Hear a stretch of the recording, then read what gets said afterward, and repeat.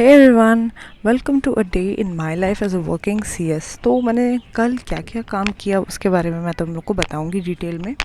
And एक चीज़ और, मैंने यहाँ पे ड्राफ्ट्स नहीं शेयर किए हैं कि बोर्ड रेजोल्यूशंस मैंने कैसे बनाए थे एंड ऑल दैट, बिकॉज उसके वीडियोस में ऑलरेडी बना के अपने चैनल पे डाल चुकी हूँ, तो मैं तुम लोग को बता दूँगी, you can refer from there. तो प्रैक्टिकली एज अ सीएस मुझे कल क्या क्या करना पड़ा। तो आया तो एक इंटरेस्टिंग केस था, लेकिन मुझे हार्डली 1-2 घंटे लगे उसे ख़त्म करने में। It was not at all a big deal, बस थोड़ा सा टाइम लग जाता है जब लाइट चली जाती है या फिर इंटरनेट थोड़ा स्लो हो जाता है, तो थोड़ा टाइम लगता है।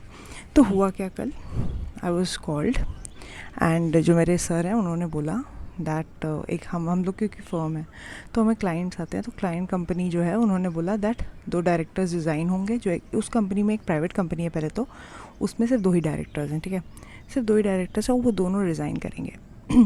एंड उनके जगह पे हम 2 नए डायरेक्टर्स को ऐड करेंगे, 2 नए अपॉइंट होंगे और इन दोनों के शेयर सारे के सारे इन लोग को ट्रांसफ़र हो जाएंगे। बस इतना सा काम करना था। तो सबसे पहली चीज़ हम लोग क्या करते हैं, अगर कोई नया क्लाइंट है तो हमारे पास तो उसका डेटा होता नहीं है ना, हमें कुछ उसका बैकग्राउंड कुछ पता नहीं है उस क्लाइंट के बारे में। तो हम सबसे पहले क्या करते हैं, it was a private company, हम सबसे पहले सर्च उसका करते हैं। सर्च मतलब हम उसका सारा डॉक्यूमेंट्स डाउनलोड करते हैं। अब ये आप एमसीए से जाके एक एक डाउनलोड कर सकते हो, हज़ारों डॉक्यूमेंट्स। इसमें आपको पैसे भी ज़्यादा देने पड़ते हैं। एमसीए में 300 शायद पे करना पड़ता है और 3 घंटे आपको मैनुअली एक एक डॉक्यूमेंट को डाउनलोड करना पड़ता है। तो it is a waste of time, waste of money. I mean it's too much work for absolutely nothing. तो इससे अच्छा मैं क्या करती हूँ, कॉर्प डेटा एक वेबसाइट है, it's a legitimate website. Corp data की साइट पे मैं जाती हूँ, वहाँ पे V3 एंड V2 पोर्टल से जो एमसीए की साइट पे आपने अपनी आईडी बनाई होगी, वहाँ से आपको लॉगिन करना होता है। ये मैं बता चुकी हूँ ऑलरेडी एक और वीडियो में, आप जाके सर्च कर सकते हो। तो यहाँ पे जब इसमें आपको सिर्फ कंपनी का सिन डालना होता है, जो नंबर होता है बस सिन डालना होता है। तो मैंने इस कंपनी का सिन यहाँ पे डाल दिया और बस 10 मिनट के अंदर पूरा का पूरा डेटा, ये 2020 या 19 की एस्टैब्लिश्ड कंपनी है, तो इतने सालों का डेटा पूरा का पूरा डाउनलोड होकर जिप फाइल में आ गया था मेरे पास। ठीक है, तो मैंने उसको स्टडी किया। अब हमें चेक क्या करना होता है, देखो यहाँ पे हमें कोई राइट्स या बोनस इशू तो करने नहीं थे। ऐसा कुछ करना होता तो हमें कैपिटल से रिलेटेड जो भी चेंजेस हुए थ्रू आउट देयर वो चेक करना पड़ता। हमें सिर्फ डायरेक्टर्स का अपॉइंटमेंट, रेजिग्नेशन और जो भी शेयर होल्डर्स हैं उन्हें देखना था। तो मैंने क्या चेक किया, latest list of directors and list of share holders. बस सिर्फ जो भी, ये 2023 चल रहा है, तो 2000 एज ऑन 2022 जो भी लिस्ट में था मैंने उसको चेक किया एंड बस वो मेरा हो गया रेफरेंस। और मैंने उसको नोट कर लिया कि ओके ये डायरेक्टर्स थे। वैसे एमसीए के जो मास्टर डेटा है उस पर भी मेंशन होता है। अब उसके बाद मैंने ये नोट डाउन किया कि मुझे ड्राफ्ट करना क्या क्या है, बिकॉज सबसे पहले हम सीधे ही फॉर्म नहीं फाइल करने चले जा सकते हैं आरओसी के पास। ठीक है, सबसे पहले हमें ड्राफ्टिंग करनी पड़ती है बोर्ड रेजोल्यूशंस की, बिकॉज कंपनी एक्ट करती है रेजोल्यूशंस के थ्रू। तो हमें बोर्ड रेजोल्यूशंस बनाने होंगे सबसे पहले। तो ऑफ कोर्स क्या करना था, 2 new directors had to be appointed. तो अपॉइंटमेंट के ड्राफ्ट यानी बोर्ड रेजोल्यूशन बनाना है ऑफ अपॉइंटमेंट, इसका भी मैंने वीडियो बनाया है, आप चेक कर सकते हो मेरी साइट पे, मेरे इस चैनल पे। फिर 2 एग्जिस्टिंग डायरेक्टर्स को रिज़ाइन करना है, इसका हमें एक बोर्ड रेजोल्यूशन बनाना है। ठीक है, एंड इसके साथ साथ रेजिग्नेशन लेटर भी होता है। एंड फाइनली शेयर ट्रांसफ़र के ड्राफ्ट्स। तो मैंने सजेस्ट किया सर को कि रेजिग्नेशन पहले नहीं करते हैं, डेट हमें क्योंकि डालनी होती है ना कि डेट ऑफ रेजिग्नेशन क्या थी बोर्ड रेजोल्यूशन में। तो मैंने उन्हें सजेस्ट किया कि पहले क्या करते हैं, 2 डायरेक्टर्स तो हमारे पास हैं ही, हम 2 और ऐड कर देते हैं, हम 2 नए डायरेक्टर्स अपॉइंट कर देते हैं। तो कल की डेट, लेट्स से कल 27 या 28 था, जो भी है, 27 की डेट ले ली मैंने, 27 जुलाई। तो हमने 27 जुलाई को एक बोर्ड रेजोल्यूशन पास किया कि 2 डायरेक्टर्स अपॉइंट हुए, रिजॉल्व दैट ब्ला ब्ला ब्ला, पूरा मेरा चैनल पे पड़ा है, जाके देख लेना। एंड साथ में ये जो नए डायरेक्टर्स थे, ये ऑलरेडी कहीं और डायरेक्टर नहीं है, तो इनके पास एक डायरेक्टर आइडेंटिफिकेशन नंबर एक होता है, इनके पास ये नहीं था। तो जब कोई पहली बार डायरेक्टर बनता है उसको डिन भी अप्लाई करना होता है। तो हमें एक एप्लीकेशन भी लिखना था, तो मैंने उसको भी ड्राफ्ट किया दैट इन्हें डिन अपॉइंट करने के लिए कंपनी ऑथराइज कर रही है, मतलब ये लोग कंपनी को अथॉरिटी दे रहे हैं कि आप लोग हमारे लिए डिन का एप्लीकेशन हमारे बिहाफ पे फाइल कर दो, बिकॉज हमें नहीं आता। ठीक है, तो क्या क्या बनाया हमने, DIR-2 मैंने ड्राफ्ट किया। DIR-2 का मतलब होता है कि consent to act as director, उसमें पूरा डायरेक्टर की डिटेल्स होती हैं, ये भी मेरे चैनल पे पड़ा है, देख लेना। DIR-2 बनाया। ठीक है। DIR-3 बनाना होता है। DIR-3 मतलब जब आपका एप्लीकेशन बन जाता है और आप कंसेंट ऑफ डायरेक्टर ले लेते हैं, आपका पैन और आधार की कॉपी होती है डायरेक्टर की जो अटेस्टेड होती है।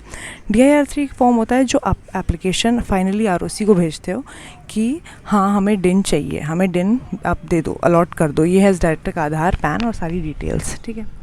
उसके बाद ये किस कंपनी में डायरेक्टर बन रहा है वो भी मेंशन करना होता है। फिर फाइनली DIR-12 क्या होता है, जब हम बोर्ड रेजोल्यूशन बना लेते हैं तो उसकी एक सर्टिफाइड ट्रू कॉपी बनानी होती है जिसमें हम मेंशन करेंगे कि हम अपॉइंट कर रहे हैं इनको अपनी कंपनी में और इन्होंने कंसेंट दे दिया है एंड इनको डिन के लिए हमने एप्लीकेशन भी फाइल कर दिया है। तो ये सर्टिफाइड ट्रू कॉपी जो होती है कंपनी का, इसमें स्टैम्प होता है, एवरीथिंग, डायरेक्टर CS जो भी हैं वो लोग भी अपना सिग्नेचर एवरीथिंग करते हैं। फिर फाइनली हम जो है फॉर्म फाइल करते हैं DIR-12। DIR-12 मतलब हम रजिस्ट्रार को अब ये बता रहे हैं कि ये जो डायरेक्टर है इसका डायरेक्टर आइडेंटिफिकेशन नंबर भी आ चुका है एंड इन्हें हमने, ये देखो हमारी certified true copy of board resolution, इन्हें हमने अपॉइंट कर लिया as a director in our company. ये अपॉइंटमेंट ऑफ KMP के लिए एंड डायरेक्टर के लिए फॉर्म होता है DIR-12। ठीक है। तो ये थी बोर्ड मीटिंग नंबर 1 27 जुलाई को जो हुई थी। ठीक है। अब हमें क्या करना था, अब हमारे में 4 डायरेक्टर्स आ चुके हैं। अभी शेयर ट्रांसफ़र का मैंने नहीं दिखाया था येट। ठीक है। तो अब क्या करना है, अब हमें जो एग्जिस्टिंग डायरेक्टर्स हैं, अब जब मास्टर डेटा इसको एक्सेप्ट कर लेगा, मतलब कि रजिस्ट्रार ऑफ कंपनीज ने इस चीज़ को एक्सेप्ट कर लिया कि हाँ 2 डायरेक्टर्स अप्रूव हो गए हैं, आपके अपॉइंट हो गए हैं। तो आप जब MCA का जो मास्टर डेटा खोलोगे तो उसमें जैसे कंपनी की इन्फॉर्मेशन होती है, नीचे लिस्ट ऑफ डायरेक्टर्स होती है, तो ऑटोमेटिकली वहाँ 4 डायरेक्टर्स लिख के आ रहे हैं। ठीक है। मतलब हम मान लेंगे ठीक है हम अप्रूव हो गए, कोई प्रॉब्लम नहीं थी हमारे एप्लीकेशन में। अब हम क्या करेंगे, अब हम, क्योंकि 2 डायरेक्टर्स को एटलीस्ट साइन करना होता है बोर्ड रेजोल्यूशन में। ठीक है। और कोई भी फॉर्म है साइन सर्टिफाई के लिए अच्छा गवर्नेंस, उसको एक गुड गवर्नेंस प्रैक्टिस मानते हैं। तो अब हम क्या करेंगे, 2 दिन का गैप करके, यानी 27 को हमने अपॉइंट किया तो 29 को अब हम सेकेंड बोर्ड मीटिंग करेंगे जिसमें हम रेजिग्नेशन, शेयर ट्रांसफ़र के बोर्ड रेजोल्यूशंस बनाएंगे। तो अब जो डायरेक्टर रिज़ाइन कर रहा है उसका हमें रेजिग्नेशन लेटर बनाना होता है। तो मैंने यहाँ 2 डायरेक्टर से दोनों के रेजिग्नेशन लेटर्स बना दिए और उसमें आप क्या करना होता है, डायरेक्टर्स का उसमें रेजिग्नेशन लेटर का कैसे दिखता है, उसके क्या डिटेल्स हैं वो भी मैंने अपने चैनल पे दिखाया है, जाके चेक कर सकते हो। फिर फाइनली सर्टिफाइड ट्रू कॉपी बना ली बोर्ड रेजोल्यूशन की। ये जो नए डायरेक्टर्स अपॉइंट हुए हैं इन्होंने नीचे साइन कर दिया, कंपनी की सील लग गई। ठीक है। अब ये क्या होगा, अब हमें क्या करना है, अब हमें बस रजिस्ट्रार को बताना है। तो रजिस्ट्रार को फॉर्म DIR-12 में बताते हैं। कोई भी director, key manager, personnel, CS, CFO, director, whole time director appoint हो रहा है या रिज़ाइन हो रहा है, आ रहा है या जा रहा है, DIR-12 में बताना होगा। तो ये सारे अटैचमेंट्स लगा के रेजिग्नेशन लेटर भी इसमें अटैच करके हम DIR-12 फाइल कर देंगे। ठीक है। ये बोर्ड मीटिंग 2 हो गया। अब इसी में एक चीज़ और है, एक बोर्ड रेजोल्यूशन और हमने पास किया with respect to share transfer. अब हमें शेयर ट्रांसफ़र दिखाना है कि रिजॉल्व दैट, ऐसे करके लिखते हैं। शेयर ट्रांसफ़र का भी मैंने वीडियो बनाया, उसको चेक कर सकते हो। 10,000 इक्विटी शेयर्स, बेसिकली 2 डायरेक्टर्स हैं, एक के पास 2,000 शेयर्स थे और एक के पास 8,000 शेयर्स थे। ठीक है। तो उसे हमने ट्रांसफ़र करने में दिखाया है। तो उसके लिए SH4 फॉर्म प्रिपेयर होता है। SH4 में डिटेल टेबल में, SH4 को भी मैंने अपने चैनल पर दिखाई, देख सकते हो। टेबल में मेंशन होता है कि कौन है ट्रांसफ़रर, कौन है ट्रांसफ़री और वो कैसे, किस फॉर्मेट में किसको क्या ट्रांसफ़र कर रहा है। ठीक है। एंड फाइनली बोर्ड रेजोल्यूशन में मेंशन कर देते हैं एक टेबल बना के कि ये है ट्रांसफ़रर डायरेक्टर 1, 2, मतलब शेयर होल्डर जो था, शेयर होल्डर कम डायरेक्टर, और उसने किस तरह से ट्रांसफ़र किया है बस। और उसके बाद फाइनली हम रिटर्न ऑफ वो शेयर ट्रांसफ़र फाइल करना होता है शेयर उससे, अपने रजिस्ट्रार ऑफ कंपनी से, बस। तो मैंने कल यही सब काम किया and it was very nice, it was not at all lengthy, बहुत बिल्कुल भी टाइम नहीं लगा बिकॉज वो छोटी सी कंपनी थी एंड सिर्फ 2 ही डायरेक्टर्स हो रहे थे। Actually rights issue, bonus issue में थोड़ा टाइम ज़्यादा लग जाता है बिकॉज उसमें आपको रेशियो कैलकुलेशन होता है और लेटर ऑफ ऑफर पूरा बनाना होता है एंड ऑल दैट। बट अगर तुम लोग को इसके रियल ड्राफ्ट्स देखने हैं तो मेरे चैनल पे जाकर चेक कर सकते हो। मैंने proper thorough in detail drafts दिखाए हैं बहुत बार, इवन लिस्टेड कंपनीज़ के भी दिखाए हैं। So I hope that was helpful. अगर मज़ा आया तो लाइक शेयर सब्सक्राइब कर देना। Thank you so much.